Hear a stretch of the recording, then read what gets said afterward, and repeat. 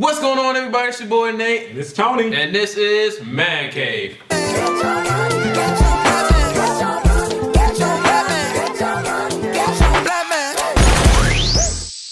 No cave, new cave. Welcome to the Man Cave. We want to welcome everybody back to week 4 of Man Cave. I feel like we got a good episode ready for y'all. Yeah, we have a whole lot in store. I mean, there's been a lot going on in the last week.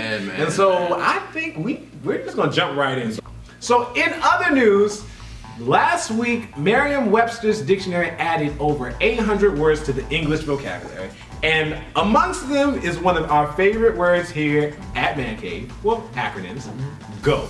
It's officially in the English vocabulary and can be used, which means, for those of you who don't know, greatest of all time. I think our generation should get credit for that because I feel like GO has really come from us. The problem though is that like we're making acronyms for everything. Like we're gonna post a list of like all of the latest words that were added to the English vocabulary, and you can tell it is a sign of the times. But I like GO. But speaking of GO, I feel like it's only right to talk about Nike. Nike has been the mainstream topic from last week because of the commercial that they dropped. They dropped a commercial starring Colin Kaepernick. He said something that's very interesting. He said, "Believe in something, even if it means sacrificing every protest." He started his protest back when he was in the NFL, and a lot of people thought that he was kneeling because he didn't agree with what the anthem has said, but it's basically he wants equality for everybody. Does that anthem stand for everybody? Right. So that's why we take a knee, and I take a knee with him. So I think that he's garnered a whole lot of support, and Nike is backing him now. So that speaks volumes. Nike is definitely putting some money in his pocket and looking out for him. So he's the face, and because of that, a lot of people have really got upset about that. Yeah. Actually, there was a man in Rochester, or they said that he lit his Nike gear on fire in his house and set the house on fire. Let me get this straight. This man, in an effort to be a butthole, burns the Nikes and ends up burning his whole house down. Yeah. I don't know. But the thing I like about Nike responded, and he said, they said, always start your fire outside, stand at least 5 feet from the open flame, keep the clothes you are wearing away from the flame. Once burned, always douse the fire with water. Remember, just do it safely. So if you're burning your Nike gear inside of your house and it doesn't go too well for you, I would just like to personally say from Man Cave, your casualty! White people. In other news, last week we also got a really close look into the Supreme Court nominee, Brett Kavanaugh. And so I'm personally voting Kavanaugh. He is President Trump's, or I should say 45's nominee, and he is having his Senate confirmation hearings in which he's doing a lot of dancing around and hiding a whole lot of stuff. But one of the highlights from his confirmation hearing came from Senator Kamala Harris, Democrat of California, and I'ma just say, you can tell, she's a black mother. She's giving this man that look like, I know you're lying. I'm just waiting for you to really lie. Go ahead and say it out your mouth. I know the truth. I done had that look at me before. Nathan, I know the truth. I dare you to. Go ahead, lie. Go ahead, lie. We also saw from Senator Cory Booker, who is willing and has been willing to risk being suspended from the Senate to make sure that we have a fair and just process, and that the entire Senate can get the full documentation of Kavanaugh's track record in history. Brett Kavanaugh was also quoted in his hearing by saying, "I'm a native of this area. I'm a native of an urban, suburban area. I grew up in a city plagued by gun violence and gang violence and drug violence." I wonder where he's from. Brett Kavanaugh grew up in Bethesda. Bethesda, Maryland. In other news, Chick-fil-A. I love Chick-fil-A. There's something about Chick-fil-A. It is.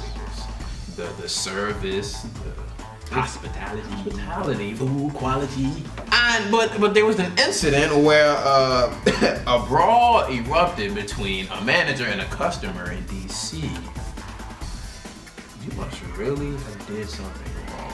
If you can make a Chick-fil-A employee and manager angry enough to fight you, what are you doing?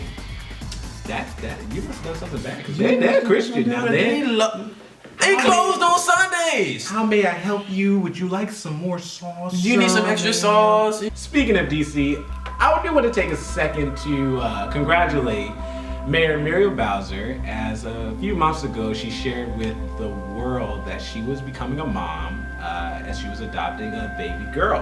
And last week she introduced Baby Bowser, as they affectionately called her, Miranda Elizabeth Bowser, to the world on the Today Show. And she's just the cutest little baby. Very beautiful. Very beautiful. And Mayor Bowser, she's gone even more to just inspire families and hopeful parents. She was quoted saying, "Families come in all kinds of ways." So congratulations. I wish her and her family the best. Success for life. Now we're gonna get into our man of the week, Godio. This man has really made his mark.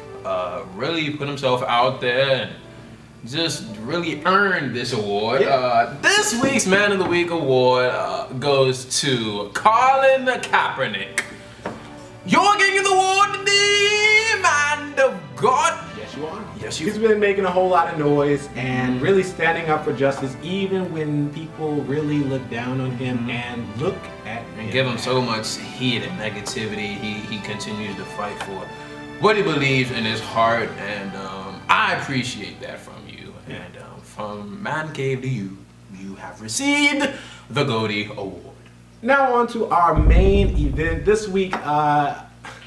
We've decided that it's a common topic. It is no stranger to mainstream. It's something that we've been talking about for years, and I imagine that as long as black men are living, we're going to talk about it forever. We're talking about police brutality. This topic is common. Like you said, as long as we're alive, I feel as if it'll always cross the news at some point. Even though I'm tired of seeing it. Yeah. I'm tired of seeing it. But this is a really strange case, and it has been all over the news, all over the internet, I should say. I haven't seen a lot of coverage on this, but we're talking about the case of Botham Jean, who last week was killed by a Dallas cop when this officer entered into the wrong apartment and shot and killed him in his own home. And that's crazy. That is so crazy. So the officer, she was I believe Caucasian woman, and of course, she walks into the home. Now this we've talked about how these mass casualties are happening all over the place, but we also have to put emphasis on where is a safe space for black people. Yeah, because a lot of times it's like we can be anywhere and stuff like this will happen. Stuff like this will come up, and we feel like we're safe, but we're really not. I look at it as if we're just a target. Yeah, we are. A target. And something that I've dealt with and I've thought very long and hard about, like, I don't know what to say to my son one day. I know. It's something that, like, people who are in my parents' generation have tried to express to me, but because this is continuing and it's happening at more rapid, how do you prepare a black boy to grow up in America? It's scary because black boys and black girls, because I have nieces and I know people who may even have nephews, and they're growing up into this society, this time of the world, and it's like they don't see this coming. They don't see this coming, and they just wake up every day with smiles on their face, and just like we did. I didn't think about this when I was growing up. Really, I didn't really have it on my mind. But now, as we become more aware of it. When I don't know, and I hear people talking all the time. Why, when I see a police officer, why do I get afraid? Why does my heart start to beat like? Police officers cannot be judge, jury, and executioner.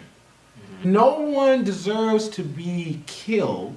There are ways to subdue people in certain situations. There are ways to do that safely so that they have a chance at a fair trial, just like everyone else. You can't tell me in some cases where black men are running away from officers and they're shot 16 and 20 times. What were you trying to do? I know we all remember the case where there was a black man laying back on his back with his hands in the air and still got shot and killed. Biggest thing that I can say, and I always try to look at the solution of things, because what you hear today is a whole lot of frustration, because this is an unfortunate incident, and it angers us. It angers a lot of people. But the solution, I think, or part of the solution on our part, what we can do, is to educate ourselves of our rights and educate our friends and our family members and young men all across the world about their rights as human beings when it comes to encountering with officers in any type of situation. Y'all can check out our Facebook page so y'all can get tips on how to figure out your own rights and what to do if you run into such a situation such as this, so that we can avoid, losing any more of our people. I think that's gonna wrap up another edition of Man Cave. We thank everybody who took time out of their day to check in with us and see what we had to say. And you can be sure to like us everywhere on social media, on Twitter, Facebook, and Instagram, everywhere at Man Cave US. Make sure you like, comment, share, subscribe, all that good stuff. And we're gonna check in with y'all in the next episode of Man Cave. See y'all next week. Please hang up and try again.